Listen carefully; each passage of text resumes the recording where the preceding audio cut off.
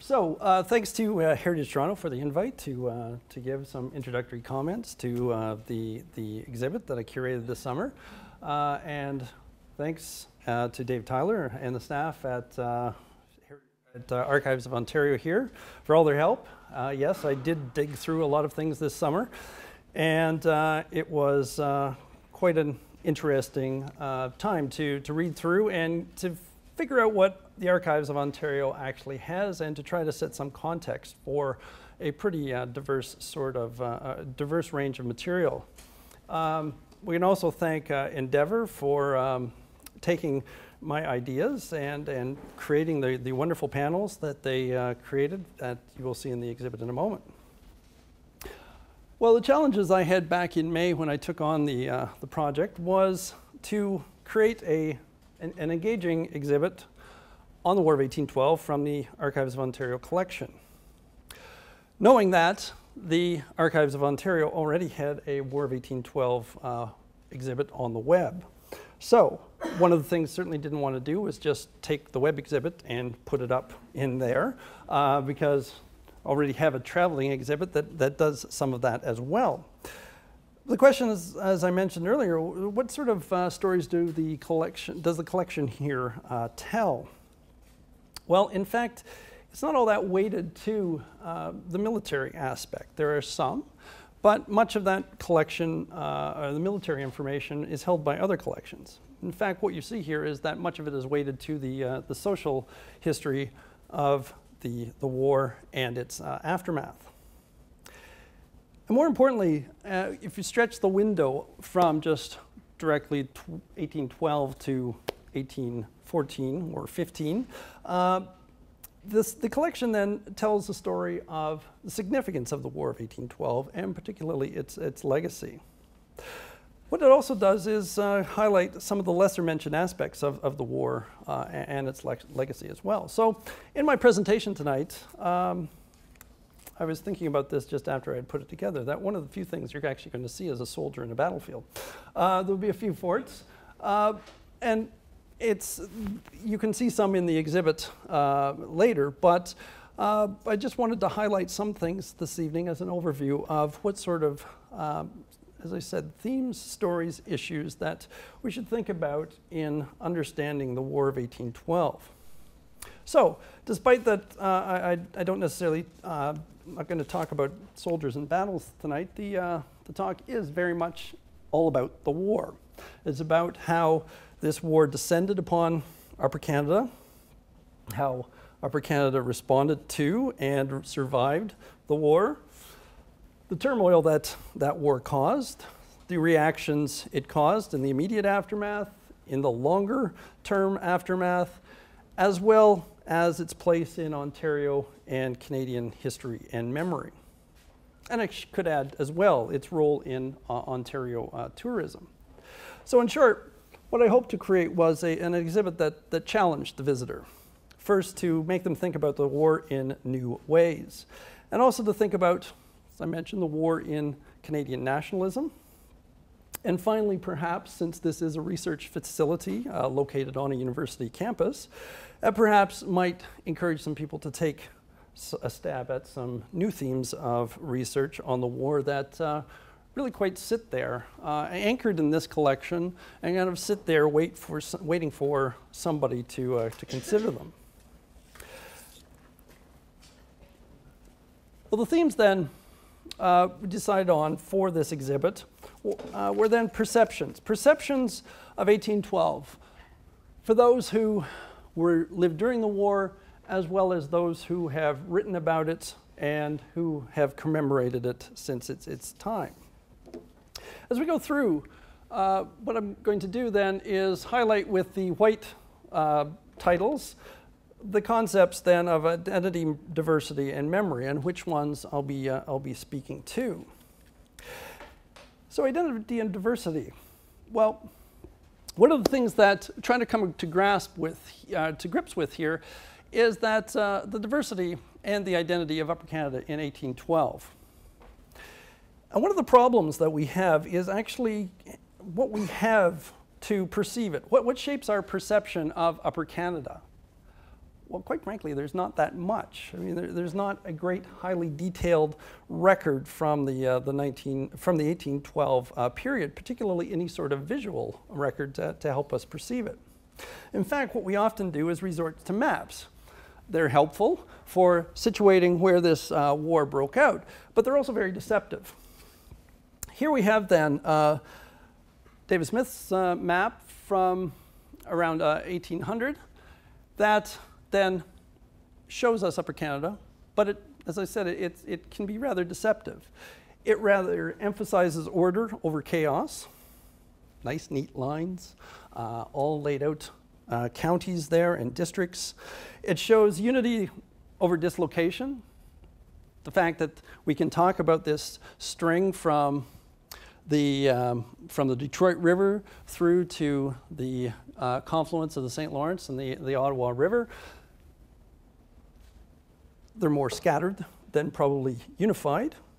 And it also emphasizes advancement over backwardness and primitiveness. People coming to Upper Canada had a big step back in their life to get back to where they were in terms of their comfort of life and you know, they're clearing a farm out of the forest. What it also emphasizes too is, in a sense, nationalism over transnationalism. I mean, that red border runs through the lakes and rivers here. Well, one of the first records that we have from the war, when it breaks out, is actually a note from individuals over in Prescott who are wondering what to do with American vessels. Do we capture them? What do we do with the ones we captured? I mean, because they're all using the same river. Upper Canadians, Americans, and the decision is, well, okay, for now, private property, we'll respect it. We'll send back the captured ones we've captured for now. But this is a borderlands world, and this is what makes this war rather ugly, is that a lot of interchange back and forth between particularly New York and Upper Canada, and then suddenly that red line is actually supposed to mean something. I try to capture then questions of identity and diversity in the opening statement of the exhibit, which I'll just quote here. When war descended upon Upper Canada in June 1812, it was a colony of Great Britain. But make no mistake, it was not just an English province. The smattering of settlements across the frontier colony contained a diverse assortment of people, including First Nations, Scots, Irish, French Canadians, German-speaking Mennonites, African Americans, Quakers, and many recently arrived Americans. What were their perceptions of the war when the call to arms was made? How did they view their identity? Were the roots in the province deep enough to defend Upper Canada without question? If so, did they stand up for the sake of the British Empire, for Upper Canada, or to preserve their family and property? Well, these are the sorts of questions that the collection here helps us answer to a certain degree. I played with the concept of diversity in a fairly wide, broad manner here. Diversity here in some of the panels represents diversity of experience during this war. For example, there are some fairly straightforward examples. War breaks out, and here is the commission given to Archibald McLean as an ensign in the 3rd Regiment of York, signed by Isaac Brock, president of the Upper Canada government. We have I also highlight some other straightforward ones. The Eli Player Diary, which Archives of Ontario has been giving quite a lot of press to lately, particularly if you've been following the tweeting out of the daily diary. But it's a great record in terms of just understanding how the war was announced in York, at the capital, and what the reaction was, and Plater's job of just getting around to responding to the call of arms, raising a militia unit and training it, and getting along with the business of, putting plans into effect. But we also have great diversity of experience here as well. For example, the archives have the Rideout papers, and Thomas Gibbs Rideout, son of the Surveyor General of the province, Thomas Rideout, who before the war was basically leaving the colony to go pursue business career in London. Again, in a tiny capital with all the big, the powerful families of York having so many sons. There's only so many jobs that you can actually get appointed to. Well, he returns when war breaks out, and he gets then appointed to a lieutenant in the 3rd Regiment of York. He soon afterwards becomes then clerk in the commissariat department, and throughout the war he is promoted. He's even able, then, you can chart his promotion. You can also chart his ability that once he gets promoted, he's able to bring his younger brother John in as his personal secretary. And by the end of the war then, once the task of winding the war down, he retires then from the military on half pay. So here's an opportunity. I mean, here's another diverse experience. Here's an individual who was presented an opportunity at career advancement which he would never have if the war didn't happen in the province. As we said, he'd actually given up on the province and headed off to London. Reading through, by the way, I just want to highlight this too of the write-out papers. I got a few examples in the exhibit, but this was one of the joys of the summer, was actually going through and seeing these rather chatty letters back to his father and some of his other relatives. And as his job then was to get provisions for the military units he was working with, you see him then talking about such issues. And you also see him on the side of the war occasionally, just being a spectator. There's a great example from July of 1813 where he talks with kind of wonderment that he's holding 2 warm scalps in his hands. I'm talking about then a young Cayuga having his arm and side carrying away with a cannonball, and talking about the musket balls coming close to where he and another were watching at a crossroads at a skirmish happening. It's about as close to kind of, I'd hate to use the term, but embedded journalism as you're going to get at this point, of somebody who's actually just observing what he's seeing and quite amazed by it. But you also get the delightful little bits that are often just not used very much, and it's, he talks about coming and just creating a camp and saying that, we came to the Thompsons the day before yesterday. We collect balm in the garden for tea, and I carry on an extensive robbery of pears, apples, onions, corn, carrots, for we get nothing but by stealing, except some milk, which, by the by, is carefully measured. Bread and butter is out of the question. He also goes on then to talk, and this is September of 1813, about how the dragoon is making a grand attack upon the onions. Also saying that the nests are kept very nice and clean from eggs. The people of the house send half a mile for eggs, while we have half a dozen every morning for breakfast. It's now 10 o'clock, he says. The dragoon has just come in with a fine large muskmelon and a peck of onions. We feed a turkey at the door every day, which is doomed for lunch and dinner. Sometimes a cow happens to get milked overnight, for the old lady is getting to be very stingy of the milk. So you get these wonderful little examples of somebody who is doing quite fine by this war, coming close to military action and some pretty ugly situations, but finding a fairly comfortable uptick in the career. I could also speak to the Reverend John Strawn's collection. That was another one to read through. A rector coming to York in 1812. You read through, and as the war begins then, he suffers the personal tragedy of losing a 2-year-old daughter. And, quite touching reading him write about that. And then when the attack comes on York, what is he doing but writing then to a friend about hearing from his brother that his mother back in Scotland has passed. And in the middle of that letter, he stops because there is things happening in York, and it's several days then before he gets back and actually then gives his wonderful description of the attack on York. But it doesn't get more immediate than that, of just great personal experiences that are here in the collection that are tried to capture. Now, diversity works several ways as well with individuals like John Brandt here. I mean, there's much made, of course, about Brock's smart and early alliance with the Western natives of the Old Northwest, with Tecumseh and his confederacy.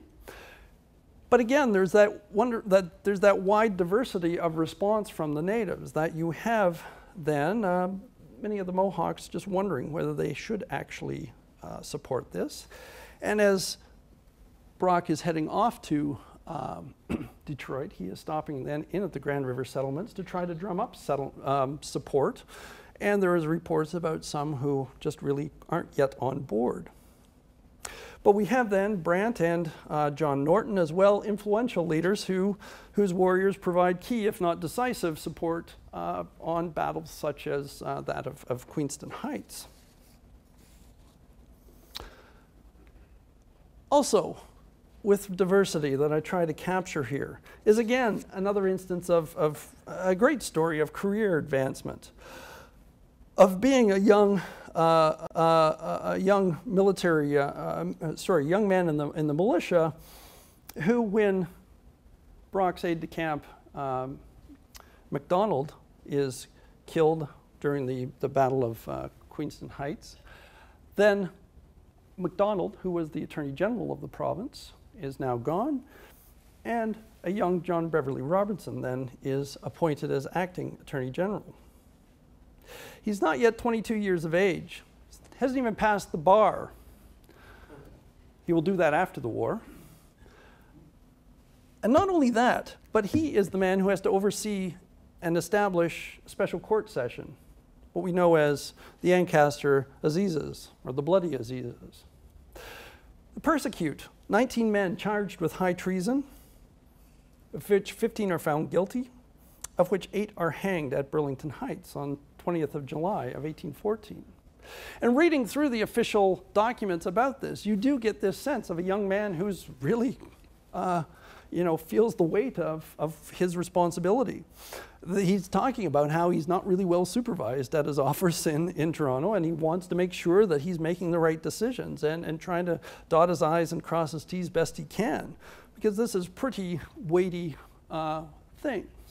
It gets no more weighty than this. Also, when you read that the decision being read out, that would have been read out to those who were later hanged for the crime of high treason, that they were to be hanged by the neck, but not until they should be dead, to be taken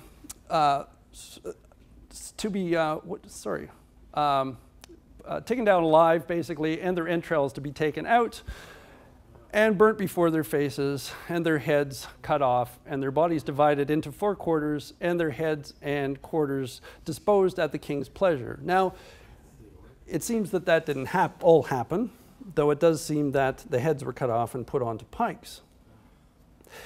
Diverse experience here. These are Upper Canadians. Some are traders. Others are seeing career advancement and having to deal with the judicial aspect of this. But this also plays into the identity. I probably should have highlighted it as well, because again, if we do go to the quick term that we've learned in the last year of the fight for Canada, then why do we know so little about this moment?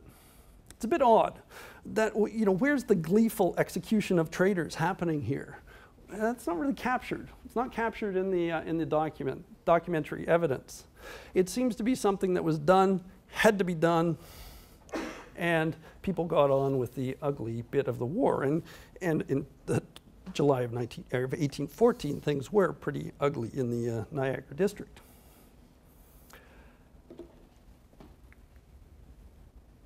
There's also diversity here as well of experience. One of the things, and here I go already past the war. There are more panels about the war in there. But here we are at the end, because this is the moment. I've chosen this because it's a moment that we often just, treaty again, and then something else happened years later. We kind of forget to go past this moment of March and April of 1815, when word comes out that the war is over, when on the 6th of April of 1815, there is an official day of Thanksgiving and an official sermon then to be delivered and prayers for Thanksgiving. What was that like? I mean, what would have happened in all the various communities across Upper Canada at that moment of how thankful people were to see the end of this war?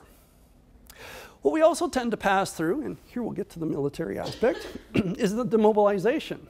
What was it like to see all of these, the militiamen going home, but also then the soldiers, particularly that late surge of British soldiers? What was it like them to see them heading back home?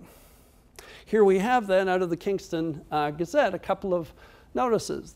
One from the inhabitants of Chippewa, deeming the conduct of the 6th Regiment of Foot as highly meritorious. Now, the 6th Regiment of Foot had been one of the first part of that wave of reinforcements that had came over from Europe in 1814 and had fought then in Niagara throughout later that year. Also have a nice notice here of then about the 100th Regiment of Foot then heading off into Lower Canada as well. Now, they had back in February and March of 1813, done what must have been an awful slog, marching from New Brunswick through to Kingston in the late winter and early spring. And again, we go back to Thomas Gibbs Rideout, who is reporting from Quebec, where he's ended up as this war ends. And he's making account of the number of troops already left the Canadas in July of 1815 and numbering them already to be 19,000 and another major ship heading out full of soldiers back home. But of course, one of the things not captured here, but I have captured in there, is that not all soldiers return. Some settle on half pay, and this changes the identity as well and the diversity of Upper Canada as well, as we have then British soldiers retiring and taking up free grants of land. One of the other things that we pass over far too quickly, and what is captured in the archives of Ontario's collection and elsewhere, and that is the war losses. Here we have just a fragment of John Ball from Niagara, a fragment of the claim that he has put in for his losses. I've had the entire list reproduced in there. But the first items are the house, a gallery, and around the house, I gather, and a barn and a shed. And then it goes down to the contents. These war losses, these itemizations really represent just how much, particularly people in the Niagara area or over in the Detroit frontier as well, just how utter and complete the destruction was. Not a rail fence to be found. You know, everything that could be ripped out of a house, it is quite amazing to read through these. And these, although much of these records are actually they're here on diffusion film from the Library and Archives of Canada, but a rich study, I think, that really has been overlooked into what people actually lost.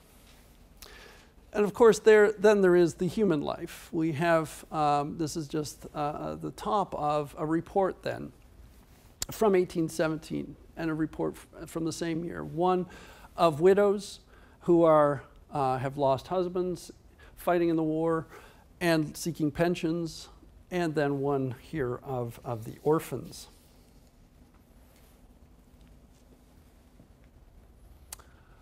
I also look at the end of this war as well. I mentioned we kind of talk about the Treaty of Ghent and move on. Well, there's some interesting things that occur because of the Treaty of Ghent. And one of them is that the note of explorer and surveyor, David Thompson then, is hired under the terms of the Treaty of Ghent to resurvey the border between then the United States and British North America, all the way out to the northwest corner of the Lake of the Woods. And it's a resurvey of the border that was set at the end of the American Revolution, defined by the Treaty of Paris in 1783. And so one of the neat things about this, and I've reproduced the panel in there, is that here, years later, Thompson makes the same mistake in the border. And that is going to the northwest corner of the Lake of the Woods, as he was told. But the thing was, back in 1783, that they thought that the source of the Mississippi was at that high of a latitude. So we now have this thing called the northwest angle, that odd little bit of the border that goes from the northwest corner of the Lake of the Woods straight down to the 49th and then across. And it's because, again, this mistake is reiterated from 1783 in the Treaty of Ghent of 1814. But these are wonderful things. Another thing to just marvel over, massive panels for each section of the border. So this is just the one section past St. Joseph Island. And I happen to have a chance to be up there at Thanksgiving and standing at Fort St. Joseph. So basically standing here and looking out this direction, and out there is the border out through that expanse of water. Also a great spot to be to see just over here the launch spot where 150 some men did the first attack in this war, July 17th of 1812, off to take Fort Michilimackinac. A kind of remote place from our point of view, but a fascinating one, particularly having earlier in the year having had this this map in my hands.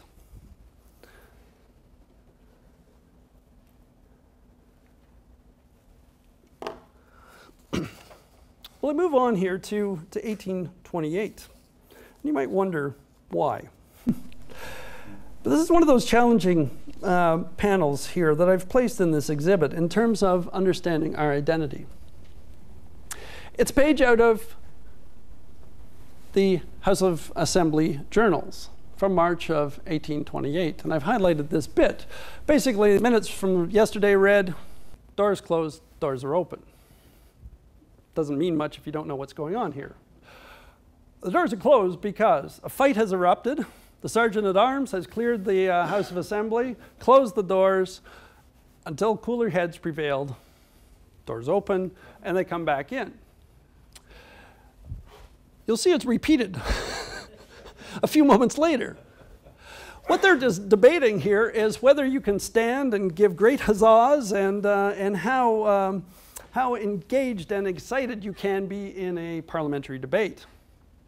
But it's much more than this. The question is, how did things get so bad where this is a rare event when the Sergeant-at-Arms actually has to clear the House of Assembly. It's certainly a rare event here, and it's happening twice in one day. Well, what is happening is that this is the end of a very long debate known as the Alien Debates, of who could and who could not be an Upper Canadian. From 1815 through to 1828, the lives of many people who had lived in this province were kind of hanging in the balance. And this creates a problematic, or creates problems for the simplistic kind of fight for Canada idea that has been promoted for this War of 1812. If it was the fight for Canada, then we defeated the Americans, they were defeated by Canadians, then our identity problem should have been solved, right? But in fact, it gets worse. Things get quite bitter in this province. Trying to close the borders, which is an impossible thing, and in fact not legally possible, but stopping the flow of Americans coming in doesn't stop the problem either. There are those people who are wondering whether they're allowed back in the province and whether they will get rights as British subjects. Well, the other fascinating thing about this page is that when the division is reported here, so when the vote is called and you go down the list of these individuals, what you're seeing forming in this debate about whether or not you can huzzah and such, it's the Reform movement and it's the Tories, separated right down the line. Things are becoming quite divided. So this creates this problem in understanding the identity that comes out of the war. Look at it this way. We celebrate the heroes who stood and defended this war and fought. But we praise, as modern Canadians, the democracy advanced by the reformers who joined in to make the alien debate quite an ugly event in the post-war years. Looked another way, we praise the heroes of this war and those who defended Upper Canada, but I suspect most of us wouldn't want to live in the society that they envisioned Upper Canada to be. Even the most conservative in the room might have got a little tired of the high conservative, high Toryism of John Strachan and others. Strawn, who was saying things like, in 1815, of no Quakers, Tunkers, or religionists who refuse to bear arms to be admitted into the province. They have been a clog, leaning to the enemies, hiding deserters, obstructing service, etc., etc. Treat those well who have been admitted, but our population is too small to allow a large portion to be non-combatants. This is protection for the future against further American incursions, and this has certainly got a very strong anti-Americanist tone to it.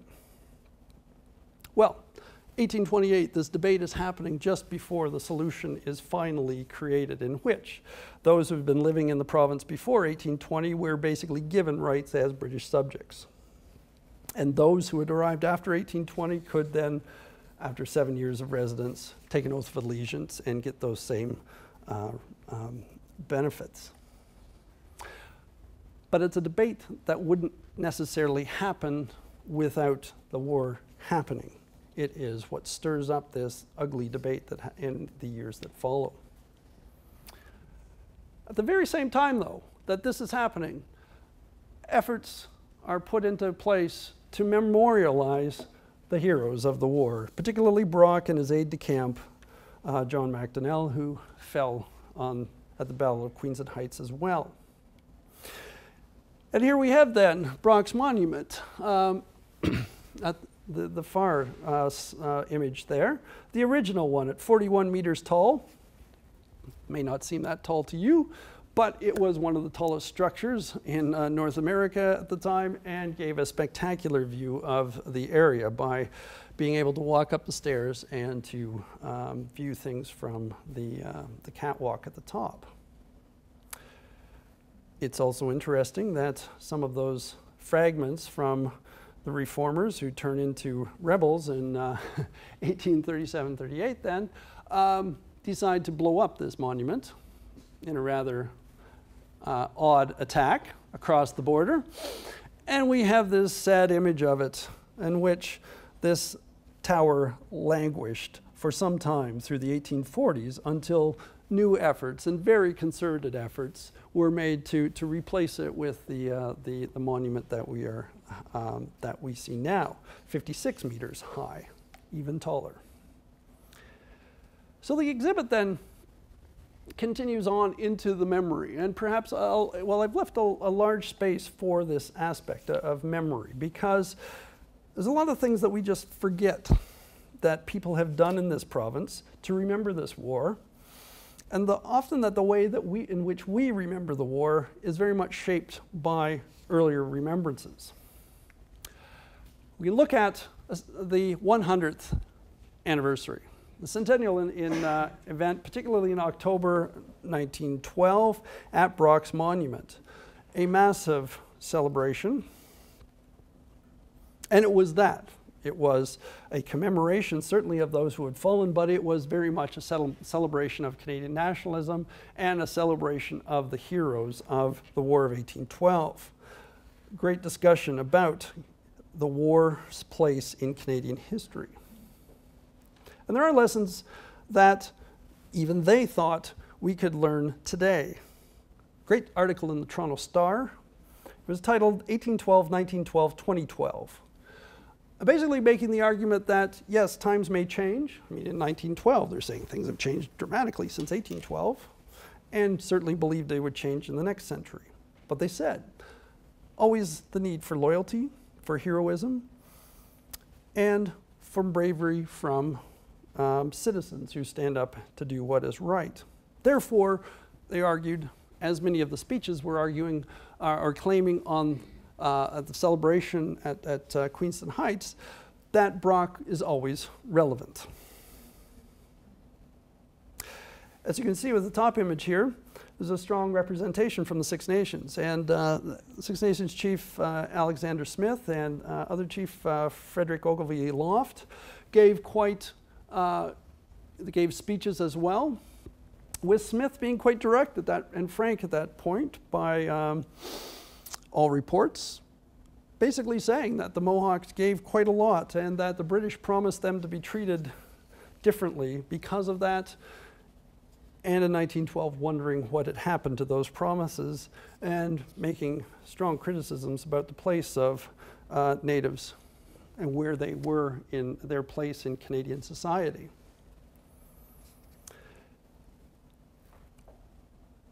(1912) then, Centennial, is an example of how far actually Ontarians had come. In the previous decades, we go back to 1874 here with this great notice found in the Kirby papers. William Kirby, a Niagara writer and historian, had found this notice for tenders, which was basically asking to destroy, what he thought was to destroy Fort Mississauga. And there's a great letter he writes then to the Department of Militia and Defense saying, okay, what's with this notice? And the Department of Militia and Defense backtracks and said, no, we weren't actually destroying the fort, but just to remove some of the surplus buildings. But here we have in 1874 a bit of a notice here about battlefields, about forts. Because here we see this is 1931 in Fort Henry, but they're crumbling. Any British military use had ceased in the 1870s, and they weren't in great shape then, and they continued to get worse. But the Centennial in 1912 comes after a couple of decades of monument building. They weren't getting around to fixing the forts, but they were putting up monuments on the battlefields. Chrysler's Farm monuments. Monuments to Lundy's Lane, those sorts of locations. And it's that impetus coming after the Centennial in 1912 that comes around to the reconstruction of these forts. And thanks to the collections of the St. Lawrence Parks Department and the Niagara Parks Commissions, we have a great collection of photos of the restorations work that was done. And here we have Fort Henry it looks like it's being rebuilt. It's actually being torn down to be rebuilt. And this was in the 1930s, somewhat time between 1936 and 1938, and is part of a government make-work project as well during the Depression, as will work on other forts. And so it's this generation, we owe to a considerable amount of gratitude for thinking about actually restoring these places and marking the battlefields, because it's clear from the records here that they were being lost and forgotten. We have Fort Wellington, the first designated a federal historic site in 1925, and it's be the first historic site to be operated by the federal government in Ontario. And we have then here's a photo from the mid-40s, but it's Fort George, designated as a historic site in 1921 and restored then in the 1930s as well. So there's a moment here to reflect on what Ontario heritage tourism would be if we took out the monuments, the battlefields, and particularly took the forts out of Ontario's heritage tourism. If we had let those fall down, that would be a serious gap in the tourist trade and obviously the heritage community here in this province.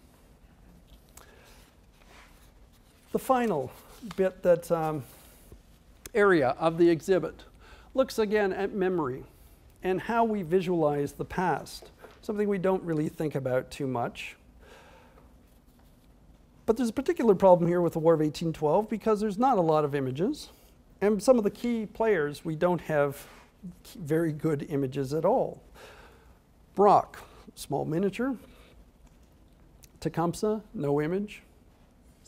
Lord Secord, no image. Yet, we have images. And we have images, particularly by C.W. Jeffreys. But there's no question that he had a wonderfully romantic vision of Canada's past. I mean, he was upfront about that when he was making his sketches in the 1920s. And these really influence our past, our visions of the past here, with Jeffreys' images being used almost as eyewitness visualizations to go with the text. Well, we have to remember, they're 1920s romanticized visions of the past. And we have to think about what how this affects our view. Say we had actually lots of images of Brock. What if he had a lazy eye? What if he had a huge wart in the side of his face? How might that affect us thinking about the noble Brock? That might seem like a silly question, but we sure turn ourselves inside out about what Laura Secord looked like. This came up in an issue just last year where the feds decided to choose a younger vision of Laura Secord, who would, by the way, have been about 37 in 1813. But here again, we have Jeffries, repeated often, of her as in the younger, slender image. But this is from the 1920s. Earlier, on the monuments erected in 1910 at Queenston Heights, we have the older version. And we have two conflicting versions, both by the same artist, Mildred Peel. This one at the cemetery in Lundy's Lane, supposedly after a grandniece who supposedly looked a lot like Laura Secord. And then the one with former Premier George Ross lurking in the background, if you know the story of this painting at Queen's Park, that had an X-ray done of it and found that it was probably an aborted painting of or a painting of Premier George Ross that wasn't liked, or for whatever reason, was then painted over into a Laura Secord, which looks similar to here, but quite different than Peel's other version here.